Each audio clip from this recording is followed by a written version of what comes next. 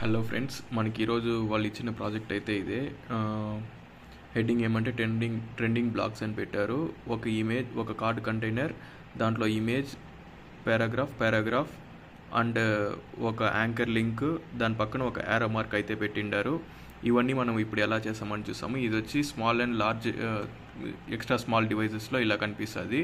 And then medium నుంచి extra large devices వరకు ఇలా కనిపిస్తుంది అని చెప్పిండారు. ఇట్లా టూగా దీన్ని నేను ప్రోగ్రామ్ ఎలా రాసాను అనేసి మీకు చూపిస్తాను రండి.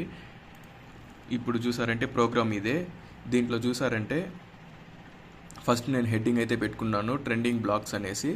దాని తర్వాత ఒక కంటైనర్ డివ్ అనేది క్రియేట్ చేసుకున్నా. నెక్స్ట్ అదే డివ్ కంటైనర్తో రో అనేది, ఆ కంటైనర్ లోపల రో కంటైనర్ క్రియేట్ చేసుకున్నా. దాని లోపల కాలం కంటైనర్ క్రియేట్ చేసుకున్నాము.